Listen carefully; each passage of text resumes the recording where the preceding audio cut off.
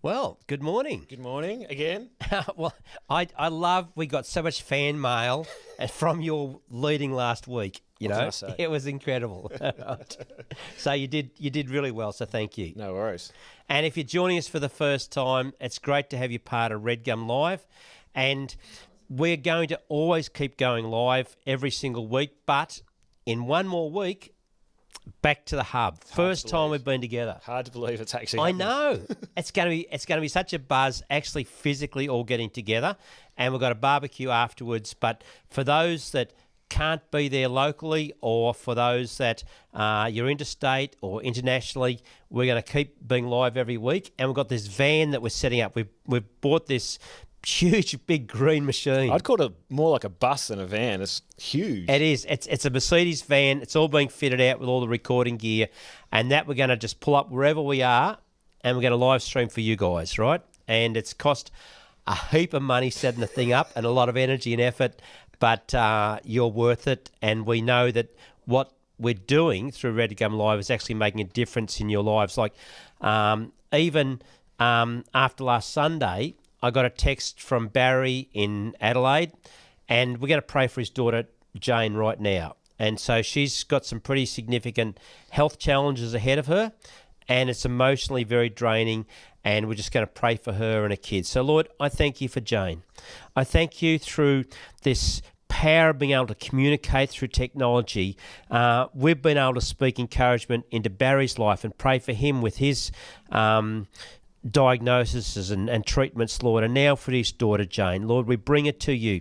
We speak your healing over her, your protection over her life, and that emotionally, spiritually, mentally, Lord, you protect her from all the rigors and the stress and of what she's physically going through, that it wouldn't destroy her in any other area of your life, Lord, that you protect her in every area. And I thank you for her life, and I thank you for the privilege about being able to pray with Barry and join with him for his daughter's life, and I thank you.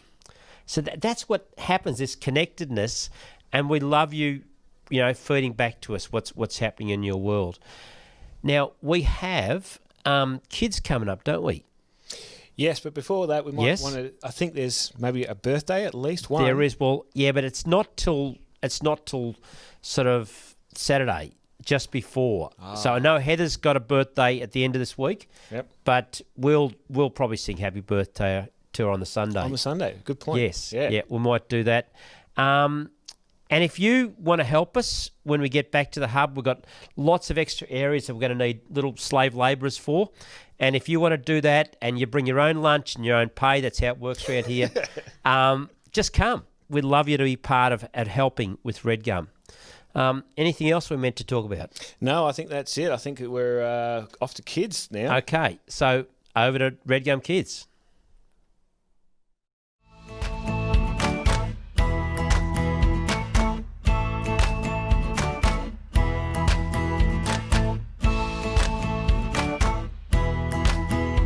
Why don't eggs tell jokes? I don't know. Because they end up cracking up each other. Knock, knock. Who's there? Des. There's who? There's no bell that I'm knocking. Did the banana go to the doctor's? Why did the banana go to the doctor's? I don't know. Because it wasn't peeling well. What goes round a tree but never goes in a tree? What goes round a tree but never in a tree? I don't know. The bark. What's black and white and red all over? It's black and white and red all over. A newspaper? No, a book. A book.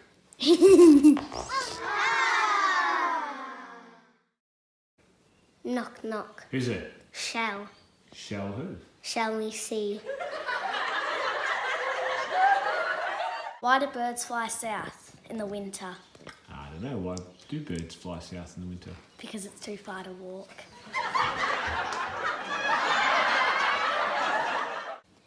Why don't cows wear thongs? Why don't cows wear thongs? I don't know. Because they have like toes. Knock, knock. Who's that? Shell. Shell who? Shell wait the Great Barrier Reef. Why did the cattle truck get turned away from the spelling bee? I don't know. Why did the cattle truck get turned away from the spelling bee? Because it had too many syllables. Why did the fox cross the road? I don't know. Why did the fox cross the road? To get to the chicken.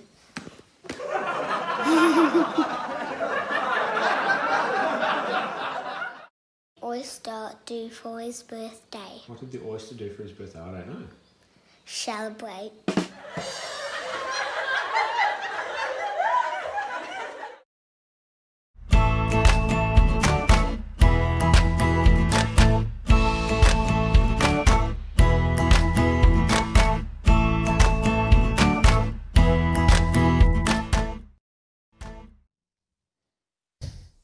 Thanks, guys. It's always been fun to hear some of those jokes. A few more for the pool room to write down and keep in the memory banks to pull out at parties. All right, let's join together now in singing. I introduced this one last week, but I'm sure many of you already know it. But let's do it again, hey?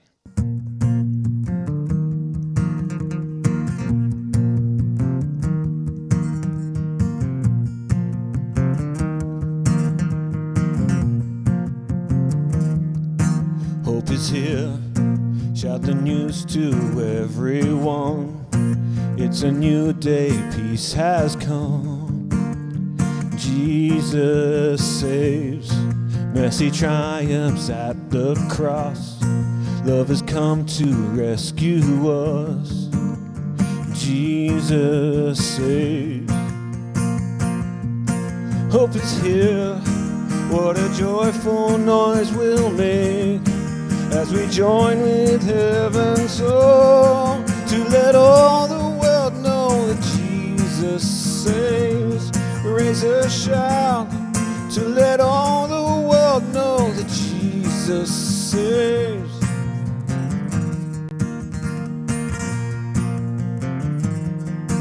Free at last, every debt has been repaid. Broken hearts can be remade.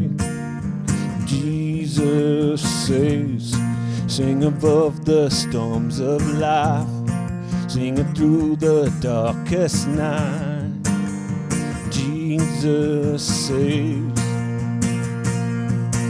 Free at last, what a joyful noise we'll make as we join with heaven's song to let all the world know that Jesus saves. Raise a shout to let all the world know that Jesus saves. He said he'll restore, revealed your Father's heart to us. He rose to raise us from the grave. Your Spirit lives in us. Sing it out to let all the world know that Jesus saves. Raise a shout to let all the world know that Jesus saves. Sing it out to let all the world know that Jesus saves. Raise a shout to let all the world know that Jesus saves.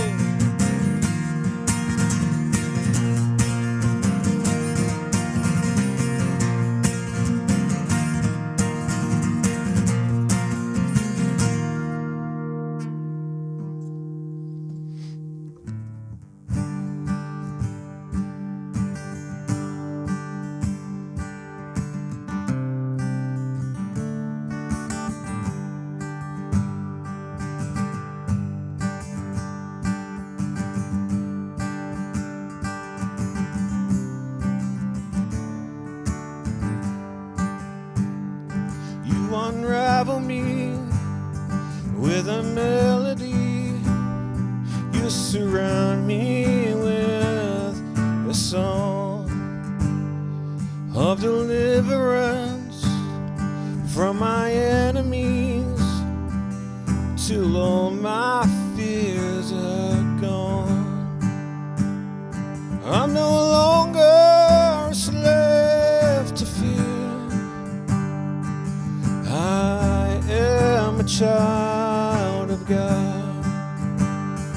I'm no longer a slave to fear. I am a child of God.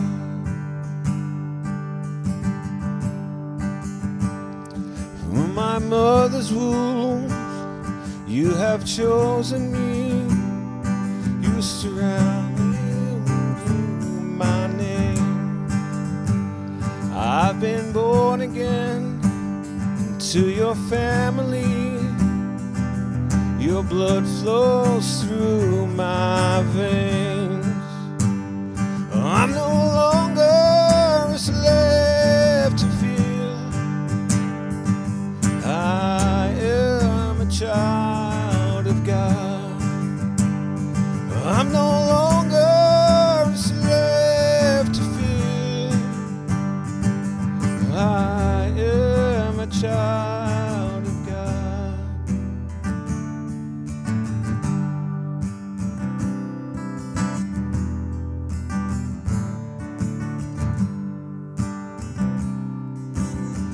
You split the sea so I can walk right through it.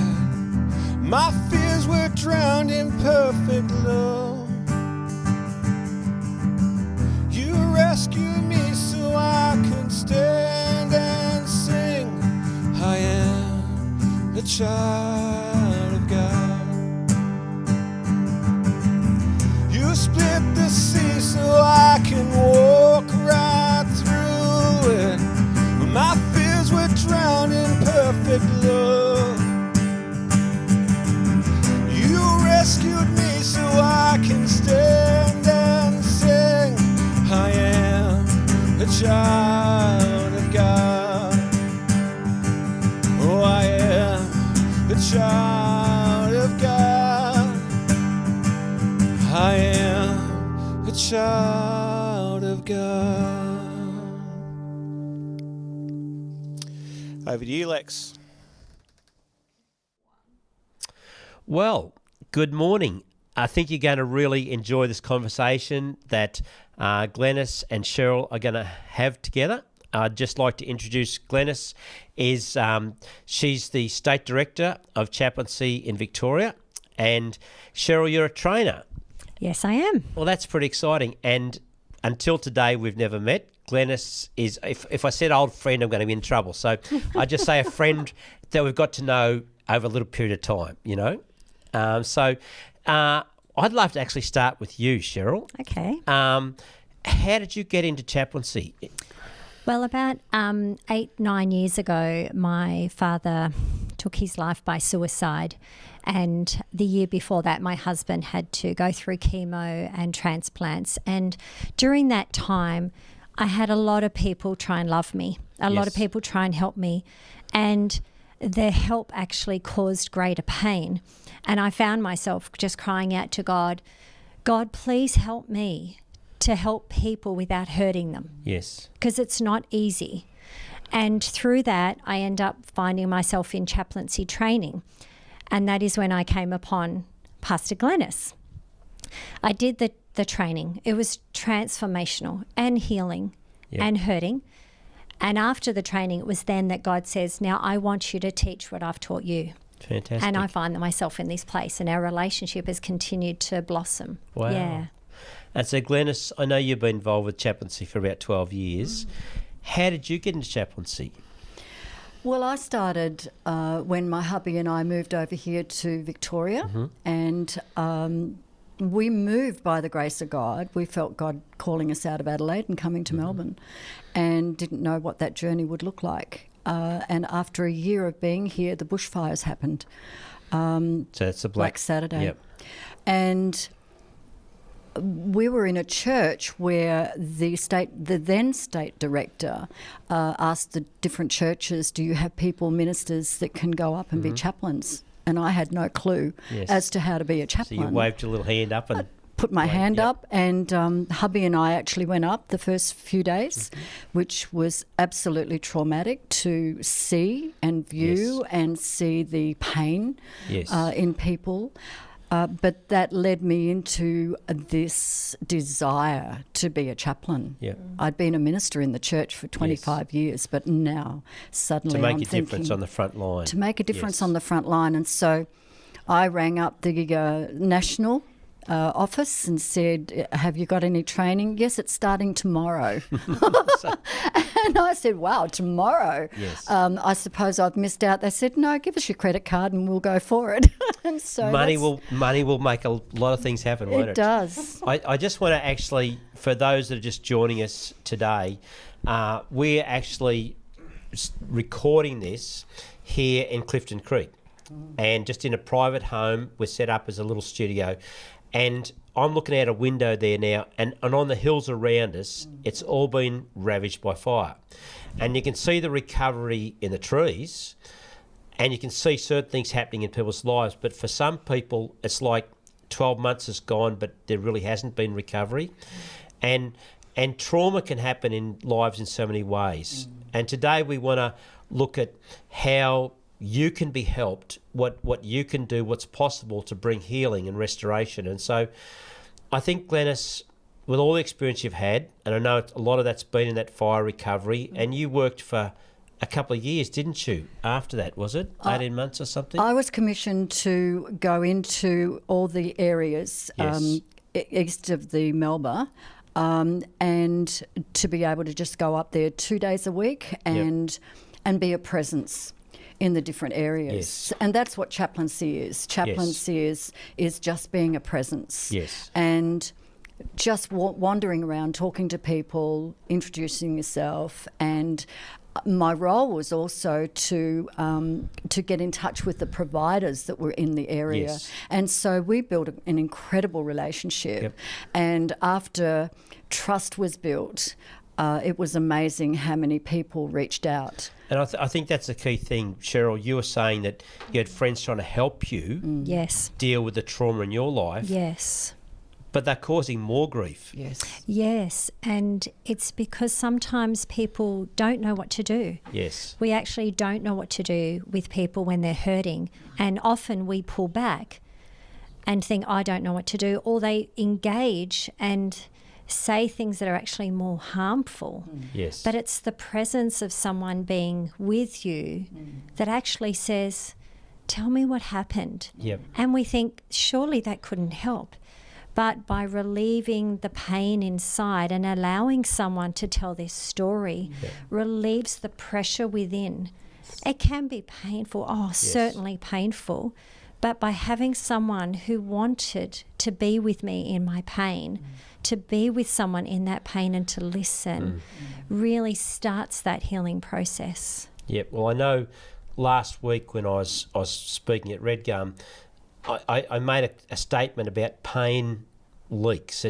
Pain just doesn't stay inside of us. It seeps out of us, and it touches all the relationships in our life. You know, so trauma, pain, grief, loss, whatever it is, can come into any of our lives in any way. It doesn't have just to be a fire. It can be someone walking out relationally. It can be through health. Can be whatever.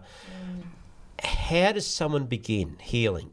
Like, Glenise, where if I was sitting here and you're being this chaplain, right, how would you help me deal with something that's bigger than I can handle? That is a really good question. I thought so too. Yeah, I thought you might have thought that. Did we get that recorded? Yes. Yes, I it's think we recorded, did. yes. Lex, I think it's really important to build trust. Yep. And I think that's the starting point. If we're, it's like Cheryl said, just being present with someone, but not wanting to say things just for the sake of saying them. Yep. And I think quite often good-hearted people without good communication skills, or good-hearted people that want to help people that actually don't really understand the journey of grief, loss, trauma, all of those things, they end up getting stuck, and then they use cliches. Yes. You're going to be okay. Yes. Do you realise you're going to be okay? Yes. Well, unfortunately, that's not a good thing to say, because you don't know if they're going to be okay. Yes. How can we say someone's going to be okay and especially this area has gone through incredible trauma Yes. of many losing their homes, their surroundings, their community, all of these things. And then COVID hits. Whoever thought that we'd go through COVID Yes. that none of us have experienced Yes. before? And so that in itself has brought a lot of added trauma, concern, fear, and loss of hope for people that have already gone through the bushfires and now they're suffering from being in lockdown, or all sorts of things are happening in our lives. And one of the things you and I have talked about, Lex, is the compound grief, or the events that happen in Yep. our life that compound, and one grief, one loss, one trauma on top of the other. And if we're not a person who is willing to open up, we are more likely to isolate from people that actually can help us. And isolation can also then cause us to look to other things that are unhealthy in trying to calm us or stop the grief. I just want to take you back for a moment. You said about someone trying to say this is going to be okay. And I think that comes from the human desire to make things right, right? Yes. So with the experience that you girls have had in helping people, Yep. where do you start? Right? How do you make a difference for somebody? You said trust. right? Well, my point of reference is once I've built the rapport, once I've built the trust with someone and they feel comfortable in my presence, then it's tell me your story. Okay, and that's what you said before, Yeah. Cheryl, about actually listening to someone's story, what a difference Yeah. it can make. Yeah. Yeah, Yeah. absolutely, because every person's world is so important to God. Yes. God sees every single person, and he sees the pain and the anguish and the hopelessness, Yep. and he wants to meet them in that space. But to how be does with God them. do that practically? Well, that's where you and I and each other, we come alongside each other in a calming way, and we actually ask them, tell me what happened, tell me your story. And having a presence of being with someone, it actually does help start to alleviate the pain, because a person feels like someone wants to be with me. But what about the person who is hurting and doesn't want to revisit that pain, Yes. doesn't want to go back there, doesn't want to tell the story, Yes. because their way of surviving is just to shut it down. Yes. It's behind me, I'm ignoring it. How do you help that person? I love that question. Not just my chaplaincy started in the bushfires, but after that I was deployed up into Queensland, Yep. in Cyclone Yassi, the Toowoomba floods, all of those areas. And you walk around those ravaged areas and you meet people, and even some, because we we have these tabards that say chaplain across I don't know them. what a tabard is, but I believe you. It's like I a understand. neon sign. I've seen the movies. Yes, and I don't actually. Sometimes they're good, but sometimes I don't know that they are good. And some people, they just want to get away from Yes. you, and Because you're an official person. well, and they can see us as the God person as well. Okay, yep. And they don't actually want to engage with a God person. No. And because why would God allow this to happen? All of those sorts of things happen. So let me tell you a little story. This is a beautiful story.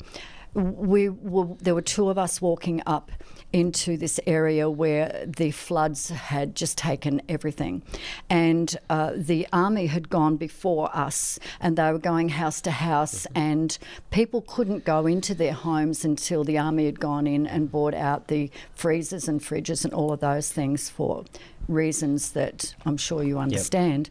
And there was this family. There was an older lady who was around my age, and 2 younger women and a couple of little children. And we started to walk up, and their body language said, "Don't come near us."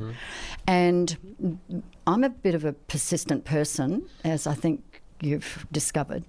But I walked up and just said, "Hi, my name's Glenise. Is there anything that we can do for you?" And in a sarcastic voice, one of them said, "Well, if you can get those army guys to come in and hurry up and get the freezer out. And this is my mother's home. We've lost my mother and we've lost our sister." And so you can imagine the trauma.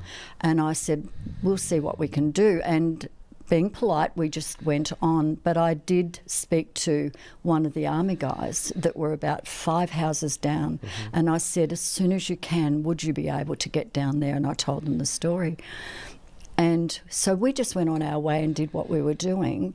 And when we came back, as we were coming back, the body language changed, and they said, "Oh, here are the chaplains. Thank you so much for what you did." And I said, "What did we do?" And they said, "You got the army to come in and take the freezers and we can go in." And it was amazing. And the older lady, she just came up and gave me a hug. I'm going to get a bit emotional. I'm sorry. No, I'm not apologising. But I said, would you like me to just pray with you about your sister and your little niece? And she said, "Well, yes, I would, but don't let them see you praying for me." And I said, "Well, why don't we just walk away and I'll put my arm around you. We'll just walk as if we're just talking." And I just prayed God's peace over that whole family. And we left there knowing that we'd made a difference. Yes. That's powerful. It is powerful. Lex. It is. And those people, I know, when we moved out, other chaplains came in and they were able to minister to them and help them in their journey. That's so key. Like, it's a long process of recovery. It's a process. And like here, even locally, you know, our fire recovery team are still working. Like Julie White, local chaplain, right?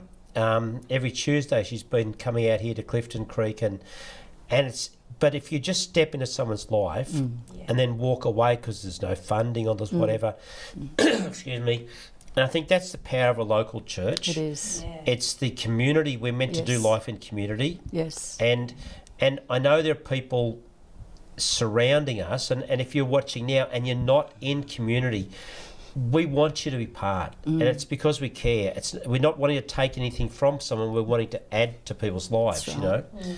And I know that Julie, what she's previously done, her ongoing things, it's the consistency of being in someone's life, you know. But what about the person that doesn't have anyone, that is struggling, and has nothing to do with fires, but it can just be purely relational, you know. And you're saying, you know, Cheryl, about God loving us. Well, how does that get expressed? Like, how can we help someone? What advice would you give? That is a really good question as well. I had a lady when we were in the bushfires at Black Saturday, and she said, "Well, you know, you're the God person. Why did God allow this to happen?" And my response was, I can't answer this question. It's too difficult for me. But I said, one of the things I do know is that I love God, and I know He cares for you. And He's arranged for me to be here so that I can be a presence for anybody who wants me to pray with them, to be with them, to talk to them about the love of God, and realise that He has a compassion for you and a love for you that you would never know until you connect with Him. So the person that does know this God we're talking about, and they're part of a church or they know stuff, what can they do to bring health emotionally into their world, struggling with whatever loss or whatever's caused pain? What can they do that would make a difference for them? Well, as Cheryl knows, one of my statements is awareness is 90% of our solution. Okay. And what I mean by that is tapping into the resources that are available. And you talked about Julie. Julie is a resource. She is. And she's an amazing resource. She did the training with us, and she understands the value of reaching out and making sure that we work with providers, whether that be mental health workers, whether that be the council, the local council, whatever that means. Yes. We are people, chaplains especially, are trained to be able to know your community, know the resources in your community, and help you to tap into those resources. Because a lot of people don't understand what's available to them. And what an incredible resource you guys have been. I'm blown away by what you've done as a local church. And I think for me that's the essence of faith in action. And we can have faith and sit on our backsides and do nothing, but we can have faith that actions us to do what Jesus told us to do. And to be the feet, the heart, the love, the hands that bring that hope, truth, and support. And so I think that's who we are. It is who we are. I think that's who you are.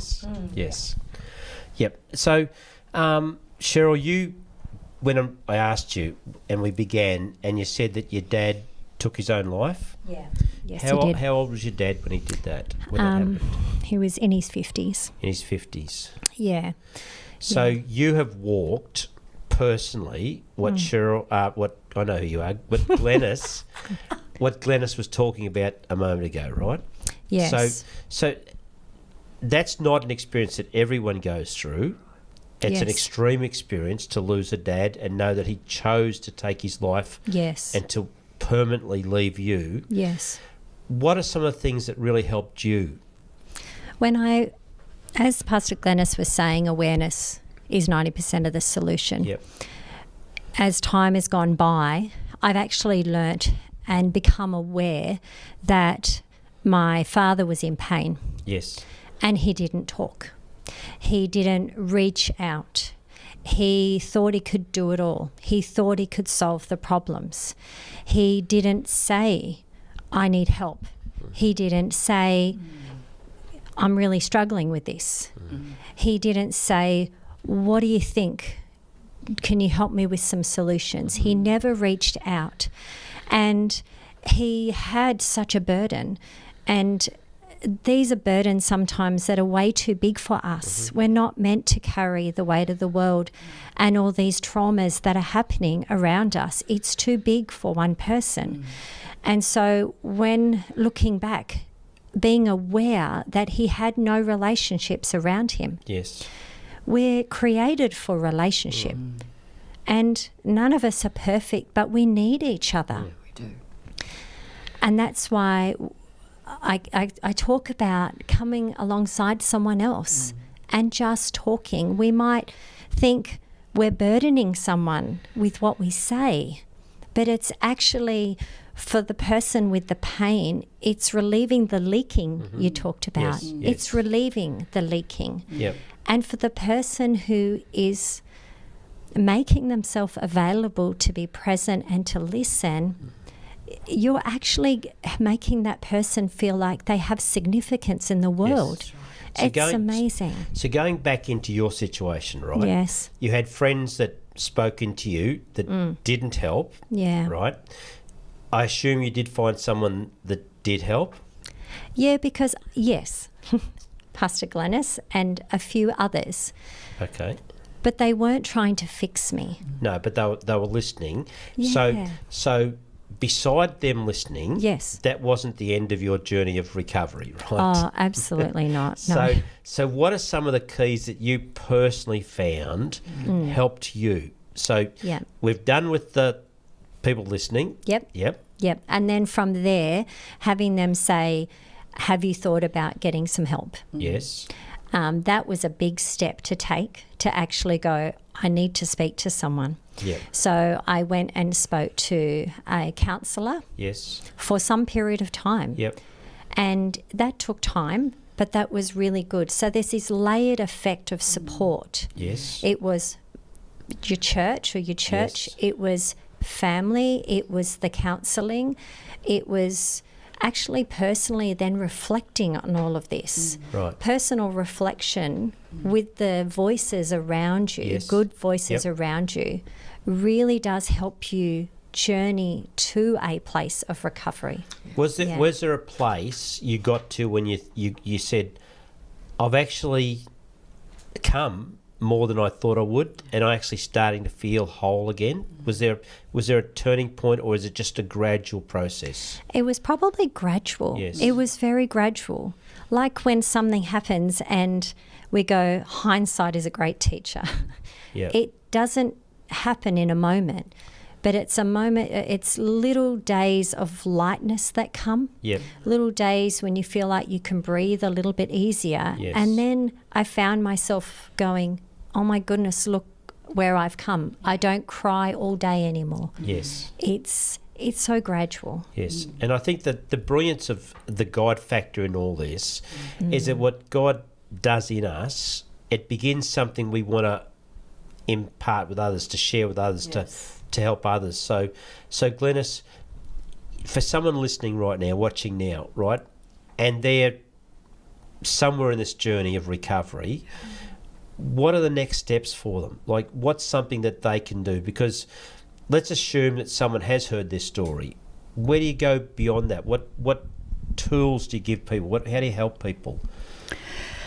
So again, resourcing Yeah. is fundamental, and depending on the resources that are available. And I know in country, rural areas, some resources are they're limited. Yeah, and people don't know where to start. No, they right? don't know where to So start. let's assume they don't have any resources Yep. within themselves, just a human being without any resources. What can they do? Okay, so here's the starting point. Yes. Right here at Redgum. Yep.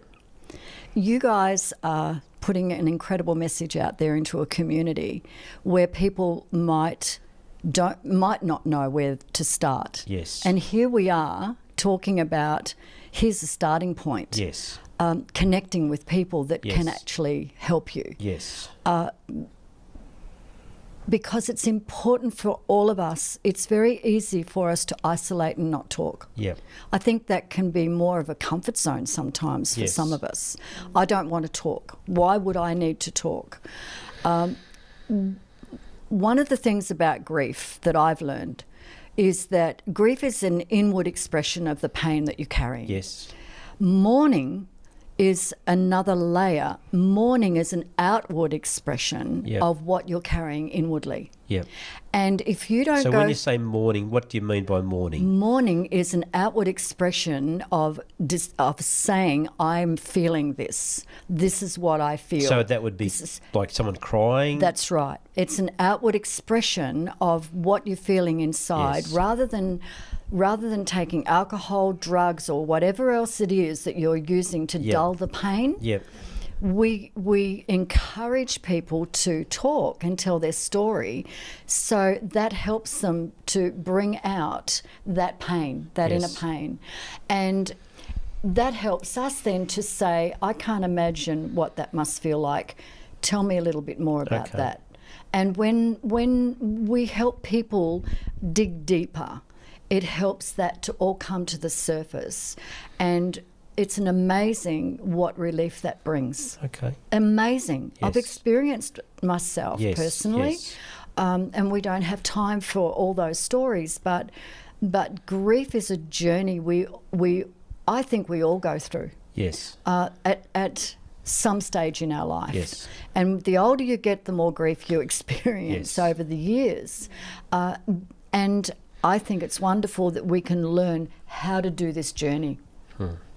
And connection with people, having good support systems around us, but having people that are trustworthy. Some people live in toxic relationships. Yep. And we teach people that are in toxic relationships, how can you actually put some good boundaries in, communication skills in? Can we help you with that? They're tools that will help people start managing their relationships. Yep. And knowing when to say no. No is an acceptable answer. Yep. And a lot of us will say yes for peace sake. Yes. Rather than being peacemakers, it's peace at all cost. Yes. And they'll say yes because they want the peace at all cost. Yes. And I was one like that many years ago. But I learned that God called us to be a peacemaker, which means if you are abusing me in any way or saying anything to me that's toxic, I have the right to say, I don't feel respected when you treat me that way. And that's what grief does. It teaches us so much to do things well and walk this journey in a healthy way. Yep. Does that answer your question? It does. I had this thought recently that someone that has been through grief and is still carrying it, when you see the grief of someone else, say if you go to a funeral and you start to allow someone else's grief to touch you, it's like it softens within you as well. It does. And that allows, because a lot of the time we'll shut stuff down, right, to protect, because we don't know how to deal with it. We just don't know how to deal with this stuff. And yet sometimes if you're feeling someone else's hurt, Pain. it can soften within you. And that's a moment in time that if you can allow that to be the place where you then share that with someone else, because we keep coming back to sharing, right? Yep. Not everyone has someone to share with. No. But that's why, say, Redgum, for instance, and the other local churches in our community, we exist to be those people, right? Yes. And it's not, you don't have to wait till you've got it all together to reach out. In fact, just get desperate. Just get desperate enough, yeah. Yes. And again, and if I can just talk about chaplaincy for a moment, Chaplaincy Australia has a footprint all over Australia. Yes. And I'm excited and love the work of the ministry of chaplains. Yes. And I think chaplains are unique. They are the church in the community. Yep. And you're a chaplain. Okay, you might be the pastor of the church, but you have a chaplain's heart. You've got the same heart as a chaplain. And a chaplain is called to care. Yes. And what does that mean? And what does that look like? It's learning how to have empathy with those that are journeying. And if we don't have compassion, Lex, we're not going to do anything. Well, it's interesting. Over the years, I've had people say to me, look, could you pray for me to have compassion for people that are hurting? I said, no, won't do it. I said, our role is to get you very close to people that are hurting. Yes. Because if you have God's spirit inside of you, all you got to do is get beside someone's hurting and it just flows naturally. It does. You don't have to work it up. It's just there, you know. And I think if we as God's kids can just get close enough to the hurt in our world, God gets to do stuff that is bigger than what we can understand, you know. And I love the fact that you guys train, like Cheryl, you train people. You crack the whip and make it all happen. You know, you're the hard, harsh woman. You know, Cheryl's this lovely, gentle, soft person. I want to be more like her when I grow up. No. I want to be more like you. You both have your own areas of brilliance. We do. You do. You know, and I just thank you for coming into our community for the role of chaplaincy, which this year we're looking at. It's a thing called getting 75% ready as a church. Absolutely. To be able to ready to handle any stuff that's going on. And that's the big ticket items like, you know, fire, flood, all that. But it's the everyday stuff that most people get caught up in. And so I just want to thank you for being here today. I know in a conversation like this, it's like we go so far, but we don't go far enough. No. And sometimes it really does, sitting down with a person, that's really where it begins and ends in some ways too, you know. Is there anything that I didn't ask or you would like to say, Cheryl, that as we're winding up?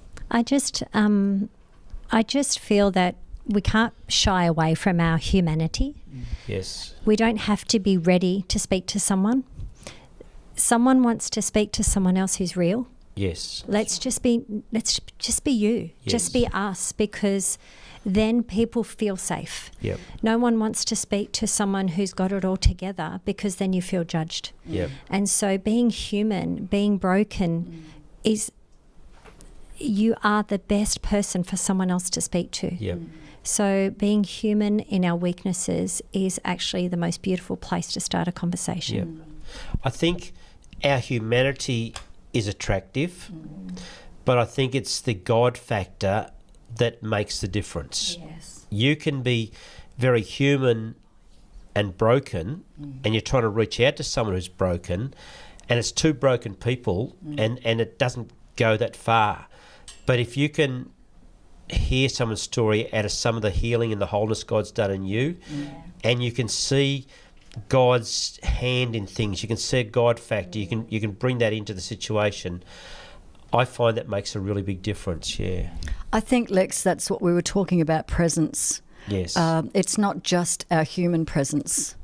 It's the presence of God in us. Yes. And we can stand up against a wall, which is an experience when we lost our second son to cancer a number of years ago. And the minister came and just stood up against the wall and stayed there for at least an hour, just being present. Yes. And to just know the God person was standing there was an amazing relief, especially for my hubby, because it was his son, it was my stepson. Yes. So how old was he when he died? He was 34. Wow.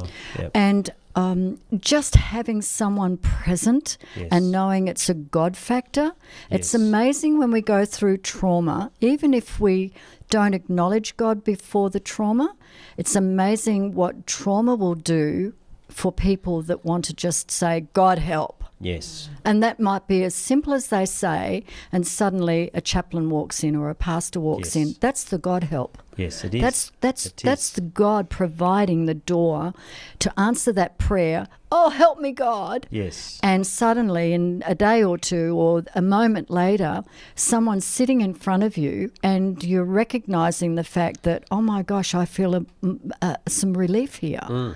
That's the God factor. It is. And like, we've got a guy, I just love him. His name's Pete. He's part of Redgum. He's amazing. And so his gift in life is sitting and hearing someone's story. He's a trained counsellor, professional, but he's also a chaplain now. He is. With Chaplaincy Australia. Here in this area. And it's I marvel at that gift, because some people can do it as part of their life's expression. We can all listen to someone's story, all of us, right? Yep. Some people, that's just their specialty.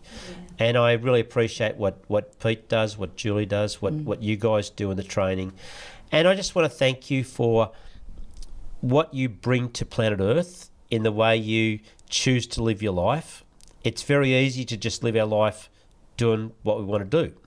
But to share your energy and your time with others and build into others, I think is fantastic. And so thank you for being here today with us. Thank you for having us. Thank you so much. It's been lovely. We'll, you're going to hear a lot more from Chaplaincy in the year as we start to unwind things this year, and the continuing in our community, not just in the fire recovery, but any area. So so thank you for being part of things this morning. And I'm going to hand back to Dave, and he's going to lead us out with a song, and we'll catch you together. For those that are live streaming, that's fine, but together next Sunday is going to be brilliant in the Hub, Delmhoy Street. If you've never been, if you've just been watching this live, come along. We're not that weird. We are wonderful, but yeah, come along. Thank you, girls. Appreciate it. Thank you. Thank you. Wow, that was really amazing to hear. The thing which I sort of take away from that is that so often we find ourselves wanting to, in those situations, wanting to be the healer or the solver of someone else's problems. And we can either overstep the mark and try too hard, or we can retreat because we're too scared, afraid of what that responsibility means. And so it's just amazing to remind ourselves, and I find myself often doing the same thing, just to remind ourselves that we are a part of God's plan and we have a role to play. But it's only God, and through God, through us, that healing comes. Only God is the true healer. So just encourage you all to just, like I said, just be that presence for that person that needs it. Sing, hey?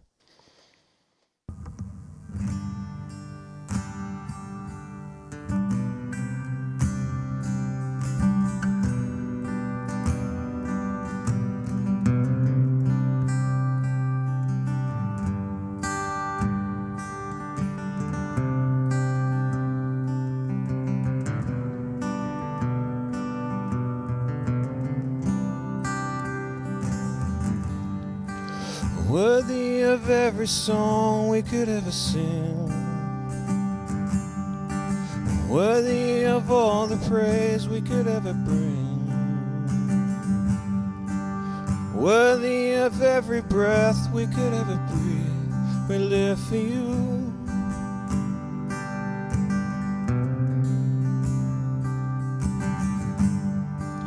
Jesus, the name above every other name. Jesus, the only one who could ever save. Worthy of every breath we could ever breathe. We live for you. Oh, we live for you. Holy, there is no one like you. There is none beside you. Open up my eyes in wonder and show me who you are, and fill me with your love, and lead me with your love to those around me.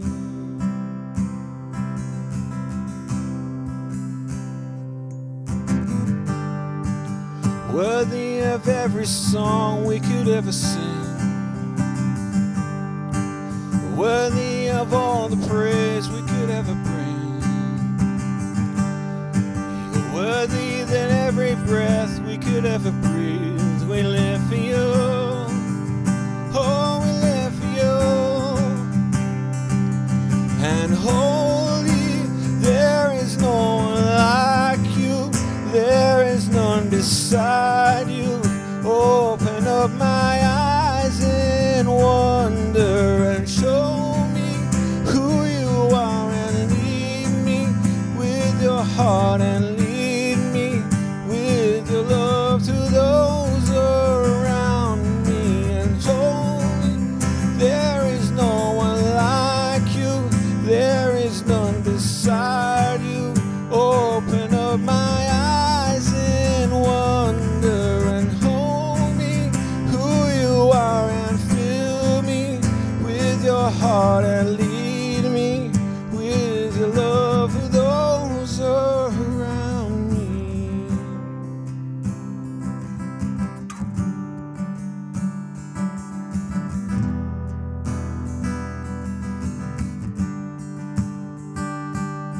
And I will build my life upon your love.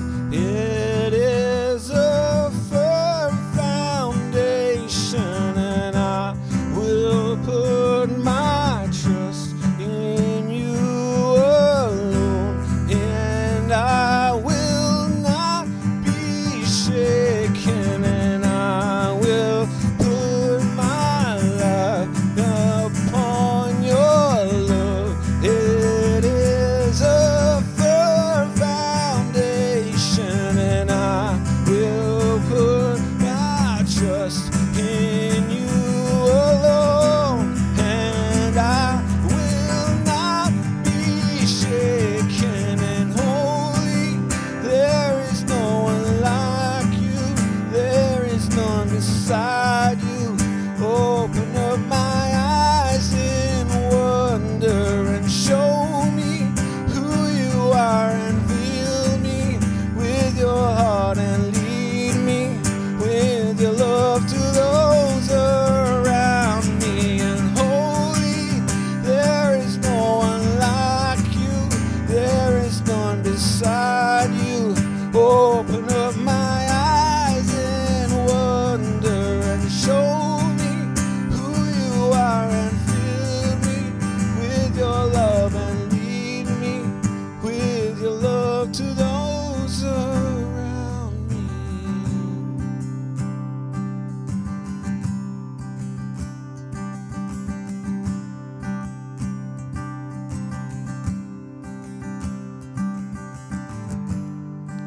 Worthy of every song we could ever sing, worthy of all the praise we could ever sing, worthy of every breath we could never bring. We live for you.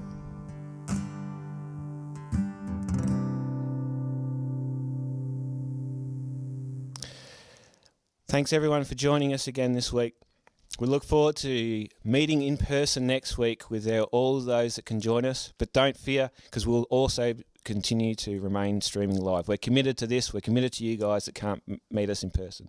So we'll see you all next week. Thank you.